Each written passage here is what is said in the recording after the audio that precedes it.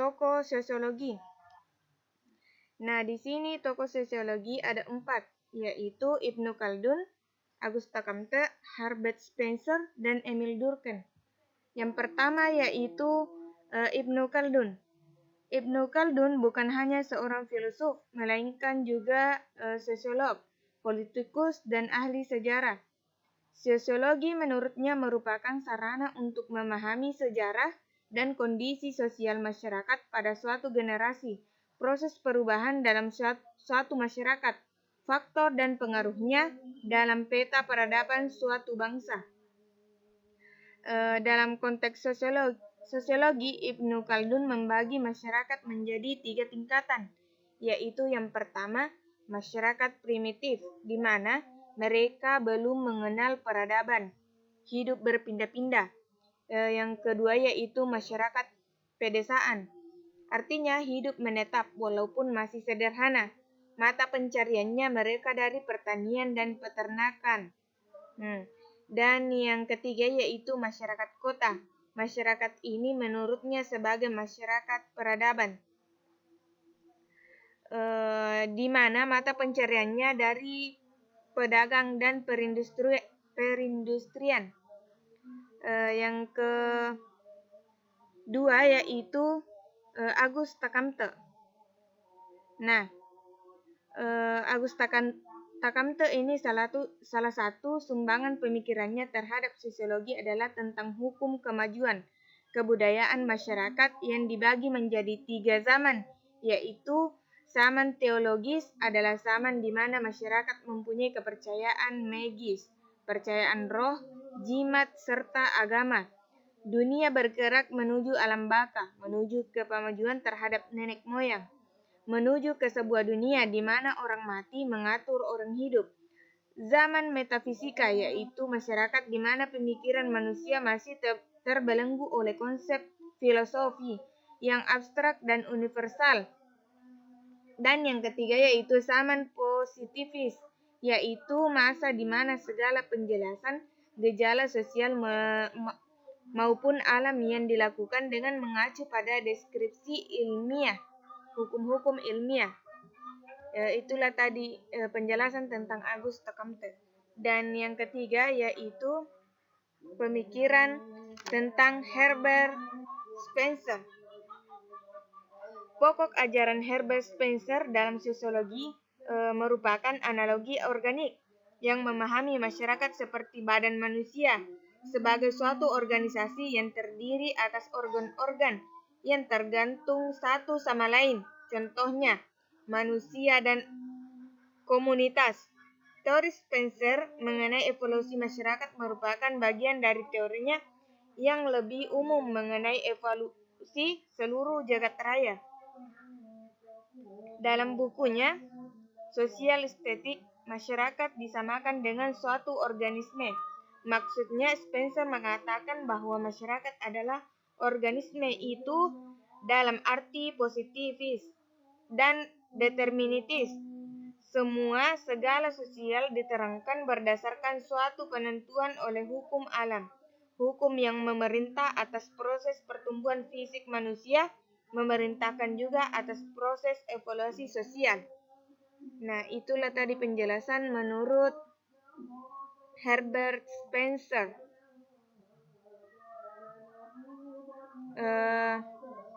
Yang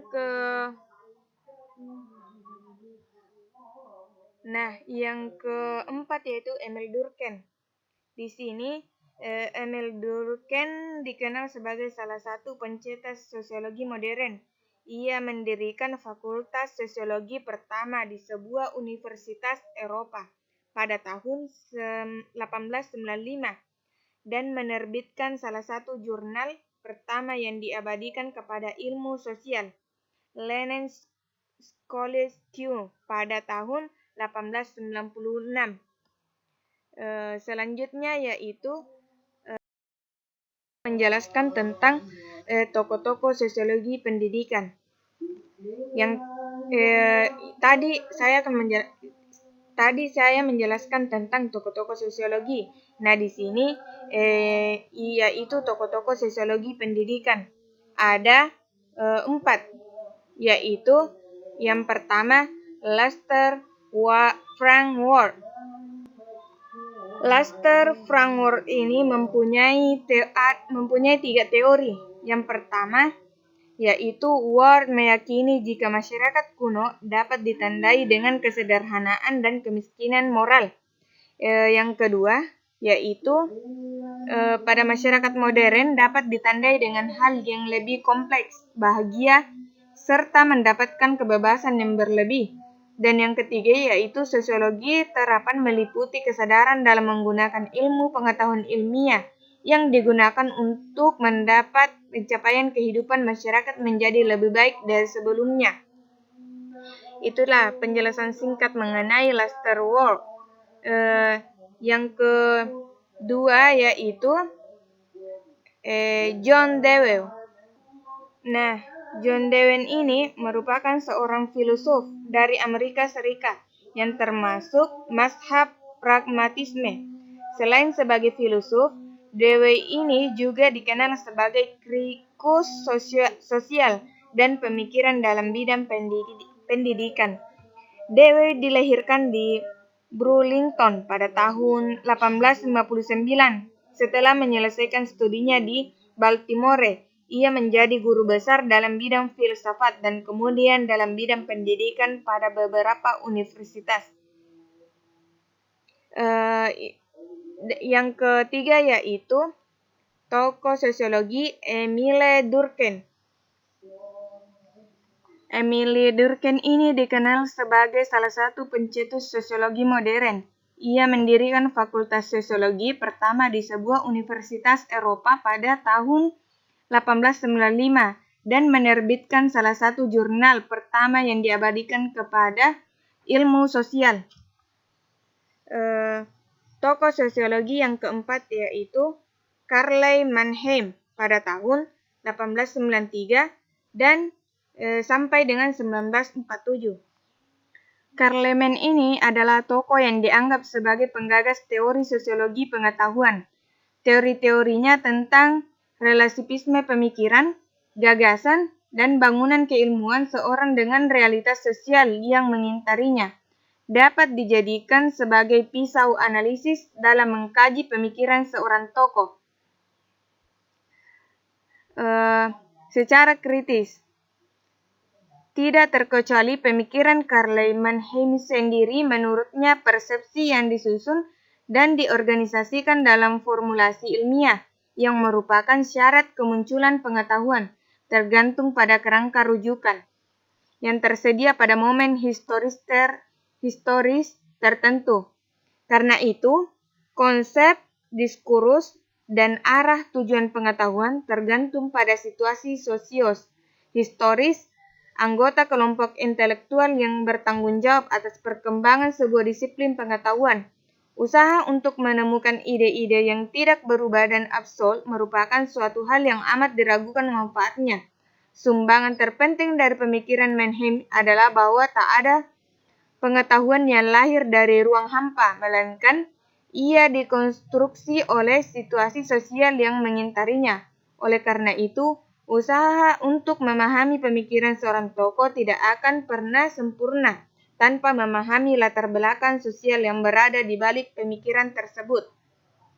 Nah, tokoh pemikiran yang keempat yaitu George Paini.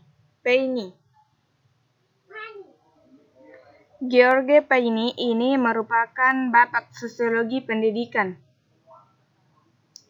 Paine menekankan bahwa di dalam lembaga-lembaga, kelompok-kelompok sosial, proses sosial, terdapat apa yang dinamakan social relationship, hubungan-hubungan sosial, ataupun secara teknis disebut interaksi sosial, di mana di dalam dan dengan interaksi sosial itu, individu memperoleh dan mengorganisir pengalaman-pengalamannya. Inilah yang merupakan aspek-aspek atau prinsip-prinsip sosiologisnya.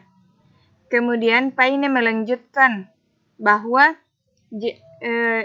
bukan saja pada anak-anak tetapi juga pada orang dewasa, kelompok-kelompok sosial, bahkan pada proses sosial pun bahwa interaksi sosial itu membentuk tingkah laku manusia secara tertentu, dianggap sebagai sistem pendidikan yang berkembang terus.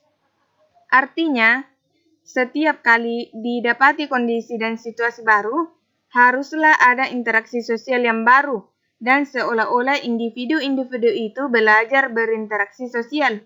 Inilah yang merupakan prinsip pedagoginya. Itulah tadi penjelasan tentang tokoh-tokoh sosiologi pendidikan. Itu paradigma sosiologi pendidikan. Nah, di sini ada 3 paradigma sosiologi pendidikan, yaitu yang pertama, fakta sosial. Yang kedua, definisi sosial. Dan yang ketiga, yaitu perilaku sosial. Nah, yang pertama yaitu paradigma fakta sosial. Paradigma fakta sosial ialah cara pandang yang meletakkan fakta sosial sebagai sesuatu yang nyata, ada di luar individu, di luar self, di luar subjek. Penekannya ialah fakta sosial memiliki realitasnya sendiri. Garis besar paradigma ini terbagi menjadi 2, yaitu struktur sosial dan institusi sosial. Struktur sosial dapat dicontohkan seperti kelas, kasta, dan strata sosial. Institusi sosial misalnya nilai, norma, peran, dan posisi sosial. Teori struktural fungsional dan teori konflik dikategorikan oleh Ritzer ke dalam paradigma ini. Itulah tadi penjelasan tentang fakta sosial. Selanjutnya saya akan menjelaskan tentang definisi sosial. Paradigma definisi sosial ialah cara pandang yang menekankan bahwa realitas sosial bersifat subjektif. Eksistensi realitas sosial tidak terlepas dari individu sebagai aktor yang melakukan suatu tindakan. Struktur sosial dan institusi sosial dengan demikian dibentuk oleh interaksi individu. Melalui paradigma ini, tindakan sosial berusaha untuk dipahami dan diinterpretasikan secara subjek. Teori tindakan Weber, teori interaksionisme Simlock, dramaturgi dan fenomenologi masuk dalam kategori paradigma ini. Itulah penjelasan tentang definisi sosial. Yang ketiga yaitu perilaku sosial. Nah, paradigma perilaku sosial ini merupakan cara pandang yang memutuskan perhatiannya pada hubungan antar individu dengan lingkungannya. Realitas sosial merupakan realitas objek yang dibentuk melalui perilaku-perilaku individu yang nyata dan empiris. Tingkah laku individu yang berinteraksi dengan lingkungannya merupakan bentuk dari realitas sosial untuk sendiri. Teori perilaku atau behavioral dan teori pertukaran sosial, Homans dan Belau dapat dikategorikan ke dalam paradigma ini.